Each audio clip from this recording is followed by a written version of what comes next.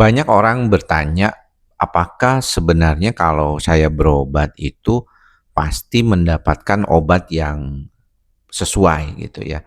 Dan beberapa di antaranya saya sering ditanya tuh ketika saya lagi live di TikTok atau mungkin bertanya di kolom komentar YouTube seperti ini, mereka bertanyanya, "Dok, obat saya dikasih ini. Dok, ini obatnya. Menurut dokter bagaimana?" gitu ya.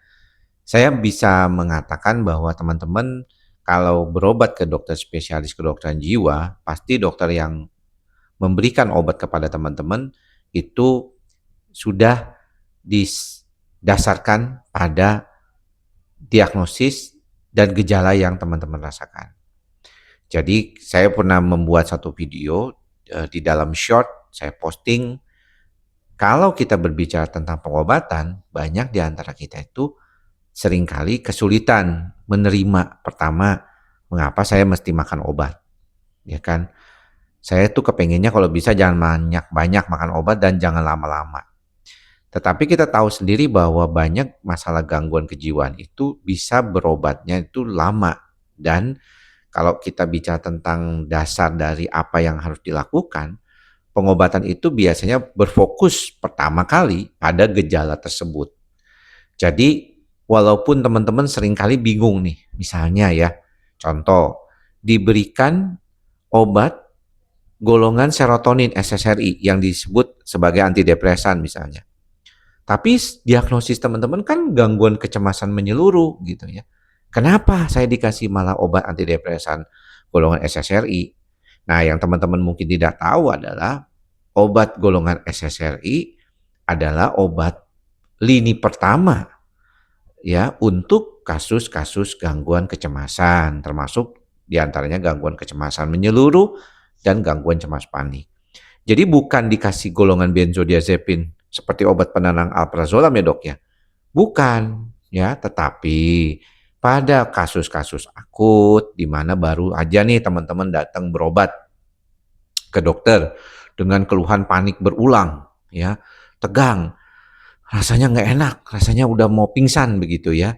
Nah, itu baru diberikan dulu obat anti cemas, dikasih ya di dalam bentuk misalnya alprazolam, clonazepam atau diracik dua-duanya atau dikasih lorazepam, dikasih clobazam gitu ya, banyak obat yang diberikan.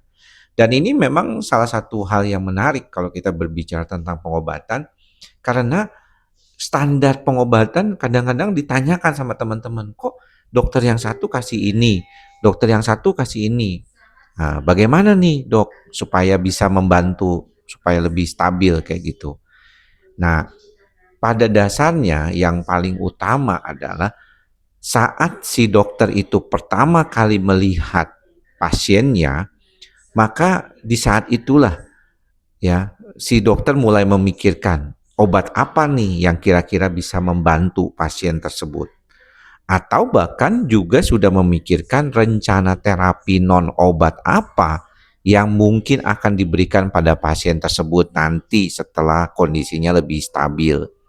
Nah, untuk itulah makanya kita selalu berpikir jangan sampai kita itu hanya fokus pada kayaknya tuh apa yang diberikan dokternya ya.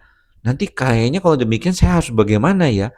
Nanti apa lagi ya? Nah, jadi kebanyakan mikir sendiri. Jadi kalau menurut saya serahkan tanggung jawab itu kepada dokternya supaya dokter itu bisa membantu teman-teman supaya lebih baik. Dan kemudian kalau pada saat sudah 2 minggu atau 1 bulan konsultasi kembali, baru dibicarakan apa saja yang sudah membaik, apa yang belum membaik, bagaimana nanti proses ke depannya. Pastinya dokternya juga akan menjawab ya. Cuman kalau saya dengar cerita, kadang-kadang teman-teman tuh suka merasa kok dokternya itu tidak memberikan em, apa penjelasan lah kalau dibilang ya, yang pas, yang pengen teman-teman mau gitu ya. Dan teman-teman akhirnya jadi merasa tidak puas gitu.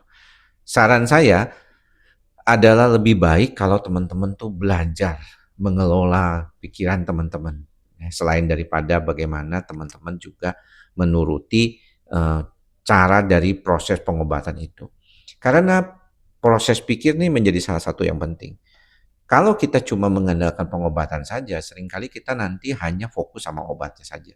Tapi sebenarnya yang paling penting bukan cuma obat, tapi bagaimana si pasien itu bisa mengelola pikirannya setelah menjadi jauh lebih stabil. Contoh bisa tadi gangguan panik. Paniknya sudah berkurang nih, bahkan sudah tidak pernah muncul. Tapi dia masih makan obat. Tapi ketika dia mau lepas obat, dia takut. Nah ini yang perlu diperhatikan sama teman-teman. Bagaimana caranya? Supaya saya lepas obat tapi saya tidak takut. Nah belajar sementara dulu. Ya pergi ke luar gitu ya, ke tempat-tempat yang dulu teman-teman takutin. Dan sendiri gitu kalau bisa. Supaya teman-teman tahu, oh ini obat berefek loh buat saya gitu ya.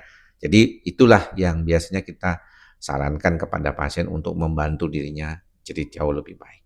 Jadi nggak usah khawatir buat teman-teman yang sedang saat ini pengobatan, jalani pengobatannya, saya yakin psikiater atau dokter spesialis kedokteran jiwa, teman-teman sudah berbuat sebaik mungkin untuk membantu teman-teman jadi orang yang lebih baik dan mengurangi gejala-gejala yang muncul atau bahkan menjadikan teman-teman berkualitas hidup yang lebih baik. Jangan lupa mantra kita bersama, ikhlas, sabar, dan sadar untuk membantu kita menjadi orang yang lebih baik lagi. Sehat-sehat selalu, semoga semua makhluk berbahagia. Salam sehat jiwa. Bye-bye.